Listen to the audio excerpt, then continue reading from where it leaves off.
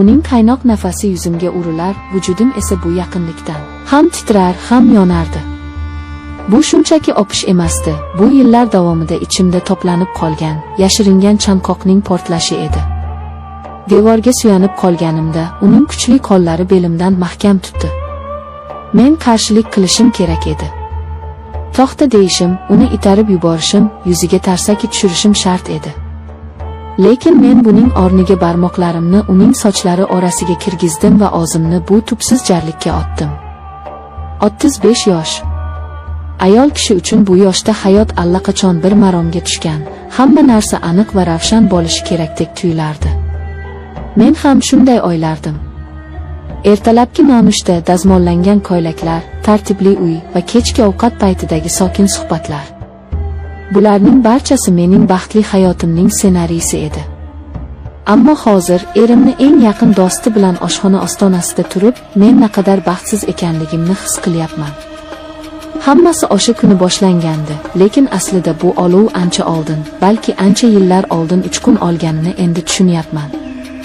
Bugun aziz erim odatdagidan ko'proq ichdi. Uning qadahlarni ketma-ket bo'shatishi, baland ovozda kulishi va ma'nosiz latifalari meni avvaliga hijolat qildi, keyin esa g'azablantirdi. Mehmonlar tarqalgach faqat u qoldi, Sanjar. Azizning birodari, jigari, uyimizning doimiy mehmoni. Sanjar doim boshqacha edi. Uning nigohlarida Azizda yo'q narsa, diqqat va tushunish bor edi. Aziz stol ustiga boshini qo'yib uxlab qolganida, men stoldagi idishlarni yig'ishtirishga tushdim. Ichimda alam bor edi. Nahotki men shunga loyiqman?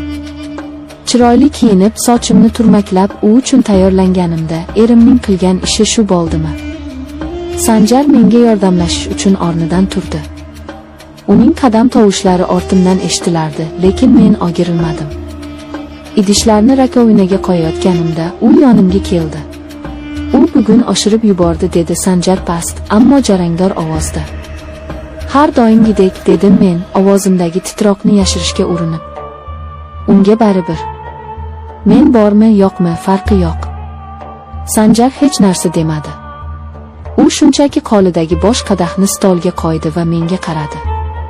Uning nigohida achinish emas, butunlay boshqa narsa. Yo'voyi, to'xtatib bo'lmas istak bor edi. O'sha nigoh meni sehrlab qo'ydi. Men 35 yoshli, oilali, hurmatli ayol emas, balki sevgi va ehtirosga tashna, yolg'iz bir qizga aylanib qolgandim. Uning barmoqlari yelkamdan pastga, bilagimga sirg'alib tushdi. Men nafas olishni unutib qo'ydim. Erim bor yo'g'i bir necha metr narida xurrak otib yotardi. Bu vaziyatning xavfliligi, taqiqlanganligi his-tuyg'ularimni yanada kuchaytirib yubordi. Xuddi portlash arafasidagi vulqon kabi edim. Sanjar kerak emas dedim, lekin bu so'zlarimda rad etish ohangi yo'q edi. Bu shunchaki aqlning so'nggi signali edi. Kerak, dedi u qat'iy. Sen ham buni xohlaysan. Qancha vaqtdan beri ko'zlaringda shu otni ko'raman. Sen baxtsizsan, u esa buni ko'rmaydi. Kor bo'lib qolgan. U meni o'ziga tortdi. Qarshilik ko'rsatmadim. Aksincha, ko'kragiga boshimni qo'ydim. Uning yuragi xuddi menikidek tez urardi. Uning hidi, qimmat atir va erkaklik hidi boshimni aylantirdi. Erim Azizdan faqat aroq hidi kelardi, Sanjardan esa ehtiros hidi. Keyin hammasi boshlandi. U yagimdan tutib boshimni ko'tardi va lablarimdan o'pa boshladi. Bu o'pish yumshoq, ehtiyotkorona emasdi. Bu ochlik edi. Yillar davomida yig'ilgan, bosib kelingan hislarning ochligi. Men ham unga xuddi shunday javob qaytardim. Qo'llarim uning bo'yniga chirmashdi. Boshim aylanib ketdi. Oshxonadagi soat chiqillashi, ko'chadan o'tayotgan mashinalar ovozi, hammasi yo'qoldi. Faqat u va men qoldik. Biz yo'lakka o'tdik.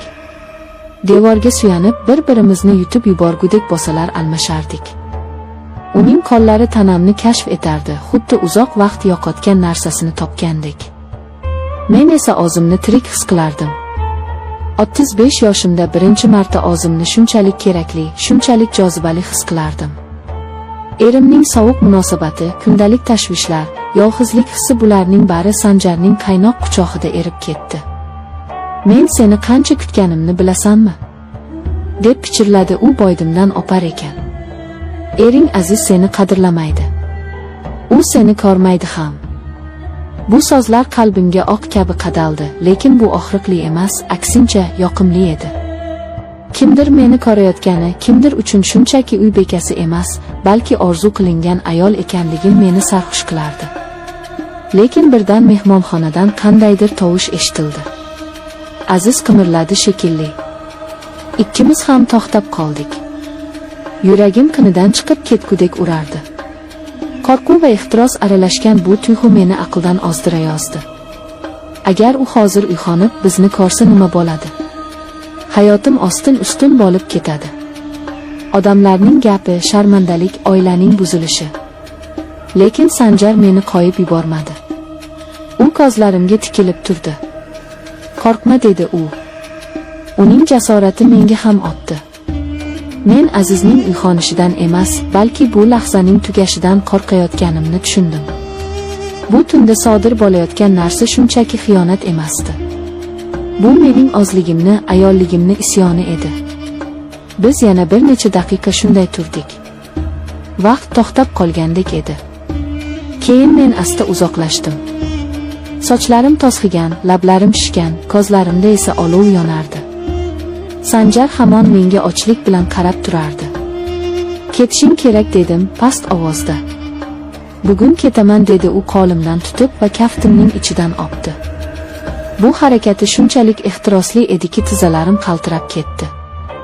Lekin bu oxirgisi emas. Biz buni inkor qila olmaymiz endi. U ketdi. Eshik yopilishi bilan men devorga suyanib polga yiqilib tushdim.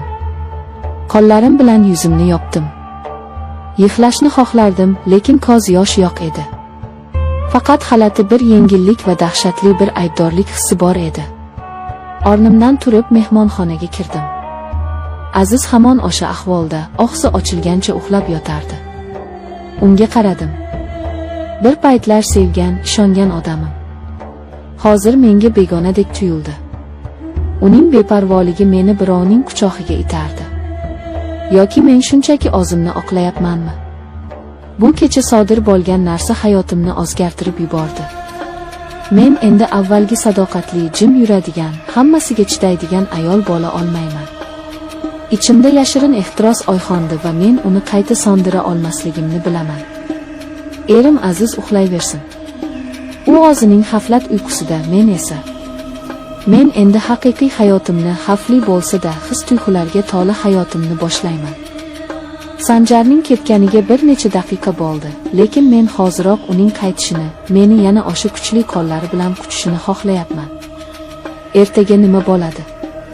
Bilmayman. Vijdon azobi qiynaydimi? Balki. Lekin hozir, shu tunning yarmida, vujudimda kezayotgan bu olov menga tirikligimni eslatyapti. Va men bu olovda kuyishga ham roziman.